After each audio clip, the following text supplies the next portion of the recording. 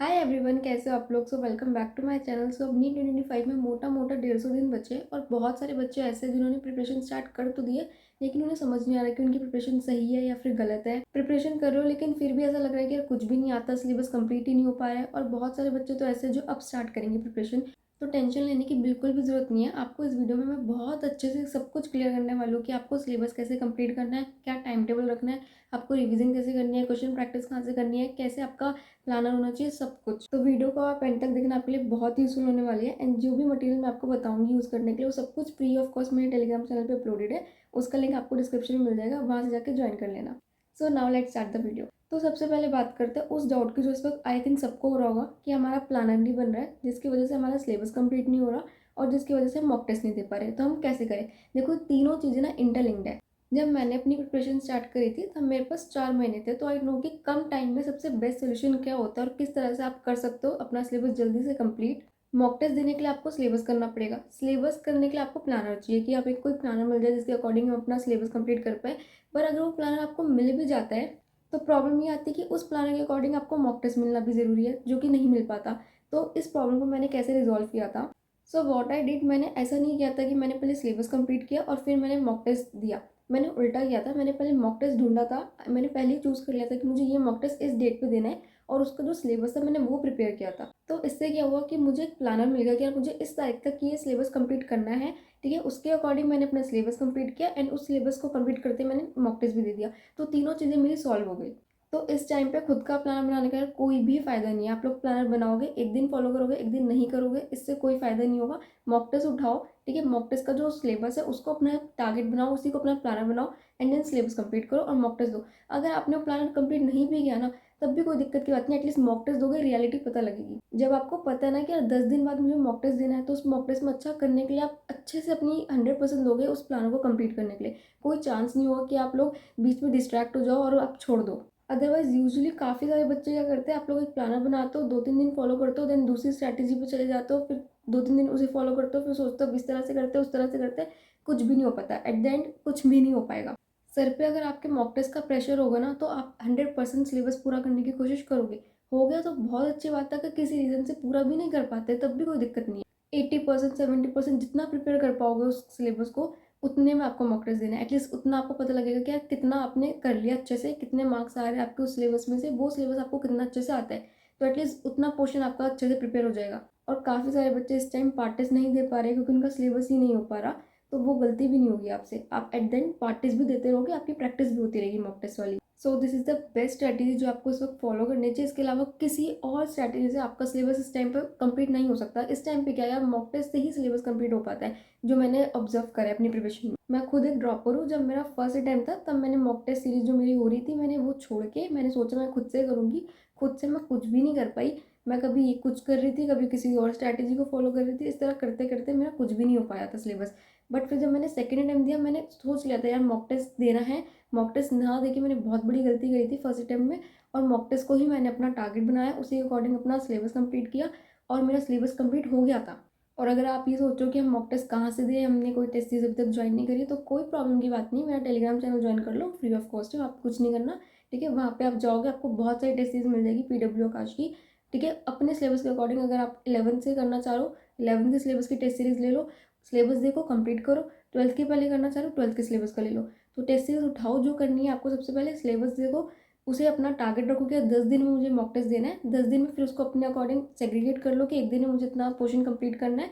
ठीक है, और वो करके मॉक टेस्ट दो। तो आपको एक प्लानर मिल गया कि यार मुझे 10 दिन में इतना पोर्शन कंप्लीट करना है। उसको देना आप डेली टारगेट्स में अपनी कैपेबिलिटी के अकॉर्डिंग डिवाइड कर लो, देख कर कि किस चैप्टर में आपको कितना टाइम लगने वाला है। ठीक है, उसके अकॉर्डिंग आपका सिलेबस भी कंप्लीट हो जाएगा 10 दिन में। मॉक टेस्ट भी दे दोगे, उसके बाद उसे एनालाइज कर लेना। ठीक है, परफेक्ट स्ट्रैटेजी। एंड अगर आपको ये डर है कि हम मॉक टेस्ट देंगे और हमारे 200-300 नंबर आएंगे, हमें डीमोटिवेशन होगा, हम अच्छा नहीं कर रहे मॉक टेस्ट में, नो प्रॉब्लम।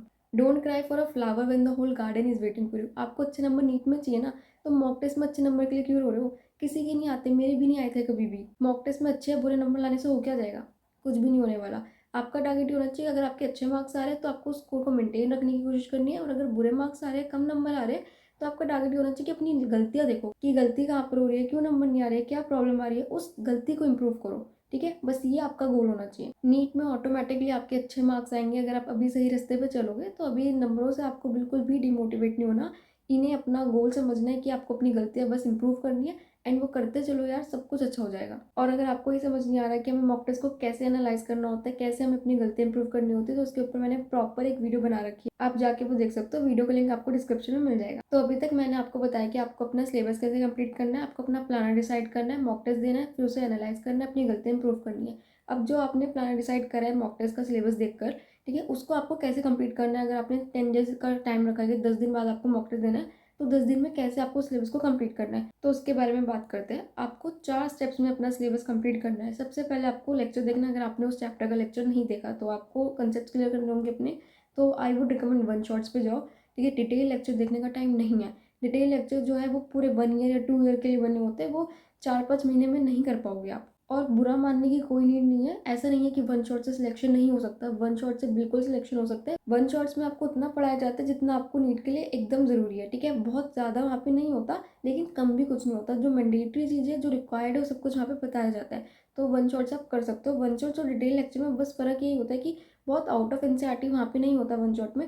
दूसरा, क्वेश्चन प्रैक्टिस कम होती है, तो आप क्वेश्चन प्रैक्टिस खुद से करके वो चीज़ कंपनसेट कर सकते हो जो मैंने करी थी। तो अब आपको होगा कि हम कौन सी वन शॉट्स देखें, इतनी सारी अवेलेबल है। तो जो वन शॉट्स आपको देखनी चाहिए उनकी प्लेलिस्ट के लिंक मैंने ऑलरेडी टेलीग्राम पे डाल रखे हैं। ठीक है, आपको पिंड मैसेज में मिल जाएंगे, वहाँ से जाके आप देख सकते हो। इसके बाद आपको वन शॉट देखते देखते आपको एक और काम करना है। फिजिक्स का देख रहे हो तो आपको फॉर्मुला शीट्स बनानी है। केमिस्ट्री का देख रहे हो तो फिजिकल केमिस्ट्री के लिए फॉर्मुला शीट्स, ऑर्गेनिक केमिस्ट्री के लिए रिएक्शन शीट्स, इनऑर्गेनिक के लिए एक्सेप्शन शीट। बायो का देख रहे हो तो बायो में जितने एग्जाम्पल्स आपके animal kingdom, plant kingdom, morphology, इन सब के आप एक जगह लिख सकते हो ताकि आपको अच्छे से याद हो जाए। तो ये शीट्स आपको बनानी है और ये आपको साथ साथ बनानी है। ठीक है, लेक्चर के बाद रखोगे, लेक्चर के बाद बना लेंगे तो बहुत टाइम लग जाएगा और नहीं बना पाओगे, फिर रह जाएगी।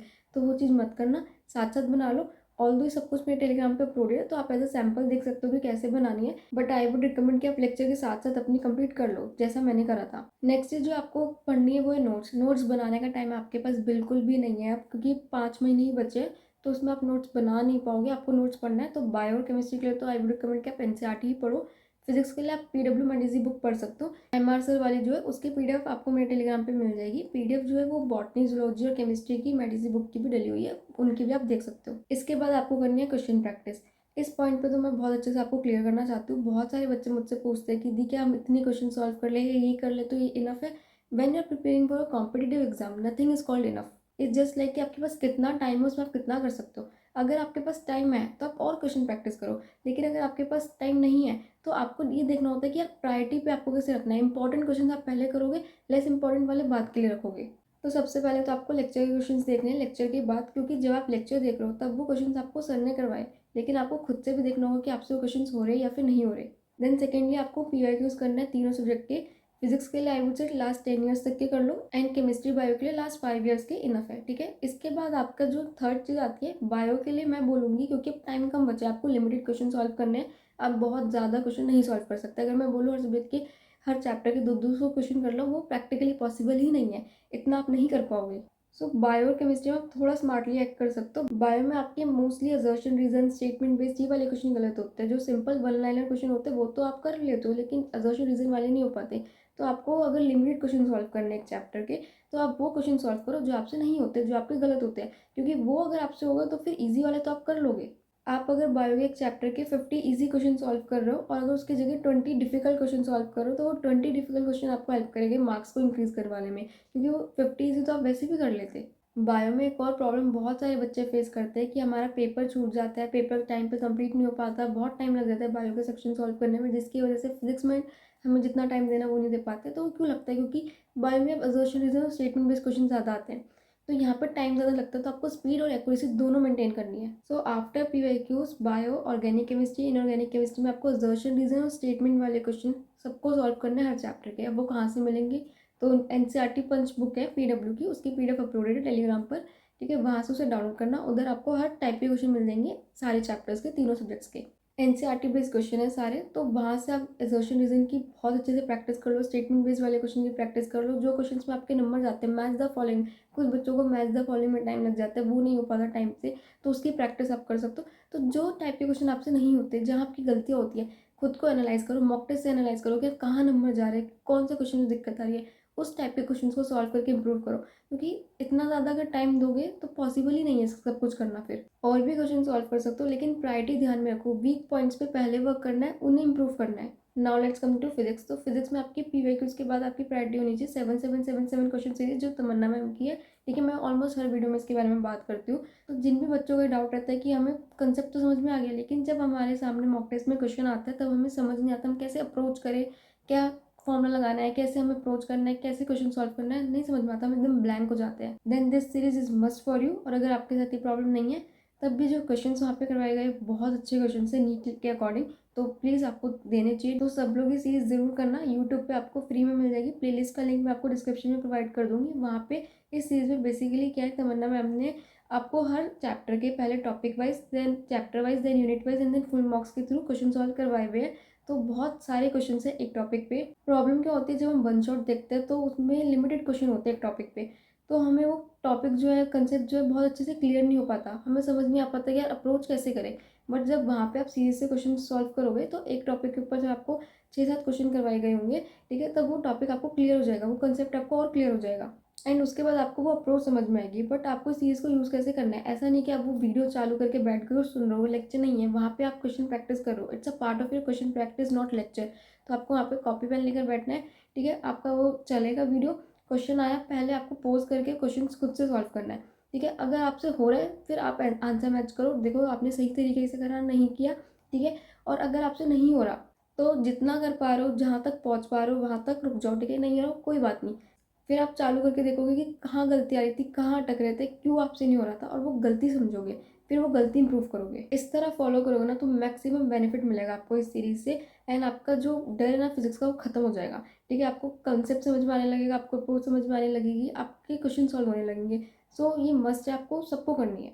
इतना करने के बाद अगर आपको लगता है कि यार अभी भी कुछ ऐसे टॉपिक्स हैं जिन पे आपके क्वेश्चन अच्छे से सॉल्व नहीं हो पा रहे, आपके कंसेप्ट क्लियर नहीं है, फिर आप PW NCERT पंच की बुक ले सकते हो टेलीग्राम से।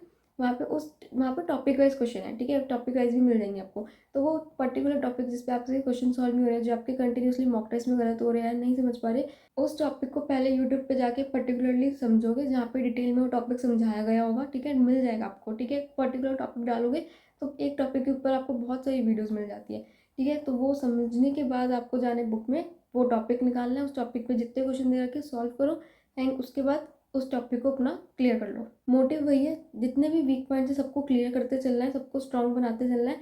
So this is the best way जिससे आप अप्रोच कर सकते हो फिजिक्स को। मैं ये नहीं बोलूँगी आपको कि फिजिक्स के लिए बुक उठाओ 200 क्वेश्चन सॉल्व कर लो, नहीं होता यार ऐसे, मैंने खुद नहीं किया अपने टाइम पे ऐसा जो मैं आपको बोलूँ, ठीक है। जो चीज़ मैंने खुद फॉलो नहीं करी मैं कैसे आपको बोल सकती हूँ कि आप ऐसे कर लो, क्योंकि नहीं हो पाता ऐसे। जो मैं आपको बता रही हूँ this is exactly what I did in my preparation, क्योंकि मैं फिजिक्स में बहुत वीक थी, मेरे को बहुत डर लगता था फिजिक्स से, मुझे खौफ था। मैं जब मॉक टेस्ट देती थी ऐसा होता था, बायो तक ठीक है, केमिस्ट्री तक मुझको डर लगने लगता था कि यार इसके बाद फिजिक्स में जाना है, मुझसे नहीं हो पाएगी फिजिक्स। और फिजिक्स में जब मुझसे क्वेश्चन सॉल्व नहीं होंगे मुझसे डीमोटिवेशन होगा। और मेरा कितनी बार ऐसा होता था मॉक टेस्ट देते टाइम कि यार मैं आधा देने का मेरे को लगता था मैं नहीं दे रही, मुझसे हो ही नहीं रहा, मेरे कुछ नंबर ही नहीं आएंगे, मेरे से हो ही नहीं पा रहा मॉक टेस्ट, और मैं बीच में रोक देती थी। तो इतना डर लगता था मुझे फिजिक्स में, मेरे 40 50 नंबर मॉक टेस्ट में रो रो कर आते थे, और उस 40 50 को मैं 157 तक लेकर गई हूँ। तो आपके भी आ जाएंगे, कुछ ज़्यादा आपको फैंसी नहीं करना। क्वेश्चन प्रैक्टिस के नाम पे मैंने उम्मीद के क्वेश्चन सॉल्व किए सबसे पहले, देन तमन्ना मैम की सीरीज़ देखी जो बहुत हेल्पफुल रही थी मेरे लिए, क्योंकि वो उसी साल लॉन्च हुई थी, और अगर वो सीरीज़ नहीं आती ना तो शायद मेरा सिलेक्शन नहीं हो पाता। तो वो बहुत अच्छी सीरीज़ है ना, आपको सच में करनी चाहिए। उसके बाद PYQs कर लिया और मेरी साइड से चैप्टर एंड हो जाता था, और ये 3 चीज़ें करने से ही मेरा जो स्कोर था वो 100 to 120 के अराउंड आने लग गया था मॉक टेस्ट में, ड्रास्टिकली इंक्रीज़ हुआ था, और मुझे पता लग गया था इस चीज़ मेरे लिए बहुत हेल्पफुल हो रही है, मेरे मार्क्स में इंप्रूवमेंट मुझे दिख रहा है, ठीक है। उसके बाद जो 100 to 120 के बाद जो 180 तक का 60 70 मार्क्स का जो गैप था वो मैं एनालाइज कर देती मॉक टेस्ट को, ठीक है। वो आपको अच्छे से एनालाइज करना है, वहाँ आपको करना पड़ेगा, प्रॉपर एनालाइज करो, देखो क्या गलती है, क्यों हो रही है, कौन से टॉपिक आपको समझ में नहीं आ रहे, कहाँ आप लैग कर रहे हो, ठीक है। वो सब एनालाइज करने के बाद जो मुझे लगता था यार ये टॉपिक के क्वेश्चन मुझसे सॉल्व नहीं हो रही, ये टॉपिक शायद मेरा क्लियर नहीं है, उस पर्टिकुलर टॉपिक पे थोड़े से और क्वेश्चन सॉल्व करे बुक से एंड उस वीक पॉइंट को खत्म कर दिया। सो ये स्ट्रैटेजी फॉलो करनी है आपको क्वेश्चन प्रैक्टिस के लिए। एंड जो सबसे ज़्यादा मेन रोल है आपका आपकी प्रिपरेशन जर्नी में वो ये है कि आप अपने मॉक टेस्ट को किस तरह से एनालाइज करते हो, किस तरह से आप अपनी गलतियाँ पता लगाते हो, उस पर वर्क करते हो। सो मॉक टेस्ट देना बहुत ज़रूरी है, ठीक है, मॉक टेस्ट दो। देखो सबकी प्रिपरेशन में वीक पॉइंट्स होते हैं, ऐसा नहीं है कि किसी की प्रिपरेशन में कोई वीक पॉइंट्स होंगे ही नहीं, सबके अपने स्ट्रेंथ्स होते हैं, वीकनेसेस होती है। तो आपको अपनी वीकनेस पता लगानी है और वो मॉक टेस्ट से ही पता लगेगा। That's why mock test is very important. और आप मेरा टेलीग्राम देखोगे, वहाँ पे इतने सारे an number of mock test है। मैं मॉक टेस्ट में कोई कमी नहीं छोड़ रही हूँ अपनी साइड से, आप बस दो। वहाँ पे इतने सारे मॉक टेस्ट है कि आपको जब भी मन करेगा देने का, कि आपको लगेगा यार मेरा इतना क्वेश्चन प्रिपेयर हो चुका है, मुझे मॉक टेस्ट देना है, आपको मिलेगा यार, 100% मिलेगा। बहुत सारे मॉक टेस्ट है। सो प्लीज़ प्रिपरेशन करो अपनी और मॉक टेस्ट देते रहो, एनालाइज करते रहो, बस यही आपको करना है। इसके बाद रही बात रिवीजन की, तो रिवीजन में भी आपको कुछ एक्स्ट्रा नहीं करना। माइंड मैप्स और शॉर्ट नोट सारे सब्जेक्ट्स के सारे चैप्टर्स के मैंने अपलोड कर दिए है, ठीक है, टेलीग्राम पे। वहाँ से जाओ, उन्हें डाउनलोड करो एंड जब भी आपको रिवाइज करना होगा, ठीक है, जो आपको अगर आपने एक मॉक टेस्ट दिया तो आपको बीच बीच में वो रिवाइज करना होगा। ऐसा नहीं कि वो करा और छोड़ दिया उसे, तो आपको ऐसा नहीं करना। तो रिवाइज करने के लिए आपको माइंड मैप्स और शॉर्ट नोट्स लेना है, ठीक है, और उसको फटाफट से 20 मिनट के अंदर अंदर आपको रीड करके रिवाइज करना है, ताकि वो कंसेप्ट आपके दिमाग में बने रहे, एकदम से ब्लैंक ना हो जाए। एंड देन उसके बाद कुछ क्वेश्चन सॉल्व कर लेना आप उस चैप्टर के। और वो क्वेश्चन कौन सा चाहिए उसके लिए भी मैं आपको सजेस्ट करूँगी। आप अभी से अगर अपनी प्रिपरेशन स्टार्ट कर रहे हो, तो जैसे आप एक चैप्टर के ऊपर क्वेश्चन प्रैक्टिस करो ना, तो कुछ क्वेश्चन को सर्कल और स्टार मार्क कर लिया करो जो आपको डिफिकल्ट लगते हैं, जो आपसे एक बारी में नहीं होते, बिकॉज वही वो क्वेश्चन है जो आपको हर बार दिक्कत करेंगे एंड वो आपकी वीकनेसेस है। तो जो आपको अपनी वीकनेस पता लग गई है, तो उसे आपको स्ट्रेंथ में कन्वर्ट करना है। तो रिवीजन के टाइम पे आपको अपने वही वीक क्वेश्चन को सॉल्व करना है। जो आपको ऑलरेडी आते हैं उन्हें करके दोबारा क्या करोगे, उससे तो कोई फ़ायदा नहीं होने वाला। जो आपको नहीं आते, जो आपसे नहीं हो रहे थे, उन्हें अलग से स्टार मार्क करके रख लो कि यार ये क्वेश्चन मुझसे नहीं हो रहे थे। जब भी मैं इस चैप्टर की रिवीजन करूँगा, तो मैं पहले माइंड मैप्स रिवाइज करूँगा, उसके बाद मैं इन्हीं क्वेश्चन को सॉल्व करूँगा। सपोज अगर आपसे एक चैप्टर के 20 ऐसे क्वेश्चन निकल गए जो आपसे एक बारी में नहीं हुए, और आप रिवाइज करोगे, हो सकता है आपसे अगली बारी में 15 फिर से ना हो, तो डीमोटिवेट नहीं होना कि यार दोबारा नहीं हो रहे। 5 तो हो गए ना, उस पर खुश रहो कि यार 5 तो सीख गया मैं। देन नेक्स्ट टाइम फिर रिवाइज करोगे, तब वो 15 में से देखना कि आपसे कितने हो रहे हैं, ठीक है। करते रहोगे, there will be a day जब आप सारे कर पाओगे। बस कोशिश ये करना कि जो गलती आज कर रहे हो वो अगली बार ना करो, ठीक है। आप ट्राई कर सकते हो, आपके हाथ में ट्राई करना है, वो आप नहीं छोड़ोगे। बिल्कुल भी मत डरना कि यार 150 दिन बचे हैं, क्या होगा, कैसे होगा। नीट 2025 आपका है, ठीक है। नीट 2025 आपका है, ईयर 2025 आपका है। अगले साल आपको ड्रीम कॉलेज में जाना है। और अब चाहे कुछ भी हो गया, किसी भी रीज़न से आपने प्रिपरेशन स्टार्ट नहीं करी या करी तो उतनी अच्छे से नहीं करी, लेकिन अब अगर आप सोच रहे हो ना स्टार्ट करने के, तो बस अब सोचना नहीं है, अब करना है। और अगर अभी भी आप सिर्फ सोच के ही छोड़ दोगे, तो फिर क्या ही बोलूँ मैं। अगर आपको जेन्युइनली नीट को क्लियर करना है ना, तो मैं नहीं मानती कि एक भी ऐसी कोई रीज़न है या एक भी ऐसी कोई चीज़ है जिसकी वजह से आप नीट क्लियर नहीं कर सकते इन बचे हुए दिनों में। I don't agree. क्योंकि मैंने जब 4 महीने में किया है ना, तो आपके पास 5 महीने हैं, और मैंने तो काफ़ी टाइम लगा दिया था सारा मटेरियल ढूंढने में। आपको सब कुछ प्रोवाइड कर रही हूँ, तो फिर क्यों नहीं कर सकते। मैं आप सबके साथ हूँ इस जर्नी में, लेकिन आपको भी मेरे साथ होना पड़ेगा। सिर्फ मेरे बता देने से कुछ नहीं होगा, करना तो एट द एंड आपको ही है ना। तो करो और मुझे शो करो करके यार। ठीक है, हो गई होगी कोई गलती जिस वजह से आप नहीं स्टार्ट कर पाए अभी तक, लेकिन वो गलती सुधारी जा सकती है, अब स्टार्ट करके सुधारी जा सकती है। और अगर उस रिग्रेट में रहोगे, तो फिर तो वो आप और गलती कर रहे हो। तो अगर एक गलती कर चुके हो, तब दूसरी गलती मत करो, उसे सुधारो और अब स्टार्ट कर दो अपना। बस what ever reason it is, भूलो और स्टार्ट करो। मैं आप लोगों से बहुत ज़्यादा रिलेट कर सकती हूँ कि जब मैंने लेट स्टार्ट किया था, तो एक गिल्ट मेरे अंदर भी था कि यार मैंने पहले क्यों नहीं स्टार्ट किया, तो ये सब नहीं होता। बट उस टाइम अगर मैं उस गिल्ट को लेके बैठी रहती ना, तो कुछ भी नहीं होता, फिर तो कुछ भी नहीं होता, आज मेरा सिलेक्शन भी नहीं होता। लेकिन उस टाइम मेरे हाथ में सिर्फ ट्राई करना था कि ठीक है यार, अब जो हो गया हो गया, बचा हुआ टाइम जो बचा है उसमें मैं अपना एक बार ट्राई करके देखती हूँ। और अगर आपको ये डर लग रहा है ना कि यार सिर्फ 150 दिन बचे हैं, कैसे होगा कैसे होगा, सेम मेरे को भी लगता था। ठीक है, जब मैंने स्टार्ट किया तो उस टाइम पे 120 दिन के अराउंड टाइम था, तो मुझे भी लगता था 120 दिन बच्चा मेरा कैसे होगा। सो आई टुक इट वेरी पॉजिटिवली, और मैंने खुद से एक बात बोली थी कि यार मैं ये देख लूँ कि सिर्फ 120 दिन है मेरे पास, कैसे होगा। मैं ये भी तो देख सकती हूँ कि सिर्फ 120 दिन की मेहनत है, उसके बाद हो जाएगा। सो मैं सेम बात आपको बोलूँगी कि 150 दिन की मेहनत है, बस 150 दिन। अब तो कर सकते हो अपने सपने के लिए। 150 दिन तो आप सब कुछ सेक्रीफाइस कर ही सकते हो, और अपने लिए, अपने सपने के लिए फाइट मार सकते हो। तो इसको पॉजिटिवली लो यार कि सिर्फ 150 दिन की मेहनत है, उसके बाद लाइफ बदल जाएगी। ओनली 150 डेज, तो इसको अपना मोटिवेशन लो और इससे डरो मत। सो काफ़ी सारे बच्चों को टाइम टेबल के ऊपर भी डाउट रहता है, तो टाइम टेबल के ऊपर भी मैंने एक प्रॉपर वीडियो डेडिकेट कर रखी है जो आप देख सकते हो। बाकी मैं आपको शॉर्ट में बता देती हूँ। टाइम टेबल में सबसे पहले बच्चे पूछते हैं कि कितने घंटे पढ़ना है दिन में, तो देखो यार 13-14 घंटे अब तो फाइट मारना पड़ेगा, इससे कम में गुजारा नहीं है। जिसमें 6 to 7 आवर्स आप लेक्चर देखो अपने, और बचा हुआ टाइम आपको सेल्फ स्टडी को देना है। इससे ज़्यादा कर सकते हो तो करो, but not at the cost of your sleep. नींद को सेक्रीफाइस करके नहीं करेगा कोई भी इससे ज़्यादा पढ़ाई, ठीक है। प्रॉपर स्लीप लेना बहुत ज़रूरी है। 6 to 7 आवर्स की स्लीप आप रखो अपनी नॉर्मल, 13 to 14 आवर्स अपने रखो पढ़ाई के लिए, ठीक है, जिसमें 6 से 7 घंटे आपको करनी है लेक्चर, एंड बचा हुआ टाइम सेल्फ स्टडी। एक दिन में कितने सब्जेक्ट्स करने हैं। बहुत सारे बच्चों को ये डाउट होता है कि तीनों सब्जेक्ट्स करें या एक दिन में प्रॉपर एक सब्जेक्ट करें। तो देखो, मैं तो ये कहूँगी कि आपको एक दिन में तीनों सब्जेक्ट्स करने चाहिए, लेकिन अगर आपसे तीनों मैनेज नहीं हो पाते, आपको ऐसा लगता है कि तीनों सब्जेक्ट के लेक्चर देखने में, क्वेश्चन प्रैक्टिस करने में कुछ भी नहीं हो पा रहा हमारा, तो आप एक दिन में 2 सब्जेक्ट्स कर सकते हो, उसमें कोई प्रॉब्लम नहीं है। 2 सब्जेक्ट्स करो, ठीक है, प्रॉपर एक थोड़ा-थोड़ा पोर्शन का कंप्लीट होगा। लेकिन एक दिन में एक सब्जेक्ट नहीं करना, वरना बहुत ज़्यादा सैचुरेट हो जाओगे और फिर पूरा दिन वेस्ट होगा। थोड़े से टाइम तक बहुत अच्छे से पढ़ोगे, लेकिन फिर आपको मन नहीं करेगा वो सब्जेक्ट पढ़ने का और आपकी एफिशिएंसी भी डाउन हो जाएगी। तो सब्जेक्ट को चेंज करना बहुत इंपॉर्टेंट है। बाकी तो यार देखो, टाइम टेबल में आपको पहली चीज़ की 2 to 5 आपको बहुत ज़्यादा प्रोडक्टिव रखना है अपना। उसमें आपको प्रॉपर पढ़ाई करनी है, आपको बिल्कुल भी लेथार्जिक फील नहीं करना। तो प्रॉपर अपना नींद उससे पहले ले लिया करो, ताकि 2 to 5 अच्छे से पढ़ाई करो। एंड ट्राई करो कि प्रॉपर 3-3 घंटे की सिटिंग लो आप, और 2 सिटिंग के बीच में अच्छा खासा 30 मिनट्स तक का गैप रखना, जिसमें आप अपना वापस से एनर्जेटिक हो जाओ नेक्स्ट सिटिंग के लिए। ऐसा नहीं कि जल्दी जल्दी सिलेबस करने के चक्कर में सिटिंग के बीच में गैप ही नहीं रख रहे हो ज़्यादा, तो फिर कोई फ़ायदा नहीं होगा। आपकी अगली सिटिंग जो है वो अच्छे से प्रोडक्टिव नहीं होगी। सो अच्छे से गैप लो, अपने आप को खाओ पियो, एनर्जेटिक रखो, और सेकंड सिटिंग के लिए तैयार हो जाओ। So that's all for the video. अगर आपको पसंद है तो प्लीज़ लाइक करना वीडियो को, चैनल पर नए हो तो प्लीज़ सब्सक्राइब करके जाना और शेयर करना अपने दोस्तों के साथ। If you guys have any doubt regarding anything, आप मुझसे कमेंट में पूछ सकते हो, ठीक है। वीडियो कैसी लगी प्लीज़ ज़रूर बताना, और अगर आपको किसी पर्टिकुलर टॉपिक पे वीडियो चाहिए तो आप मुझे बता सकते हो। टेलीग्राम चैनल ज्वाइन करना और चैनल सब्सक्राइब करना मत भूलना, कोई भी प्लीज़ कर दो। Thank you all for watching my video. All the best guys for NEET preparation.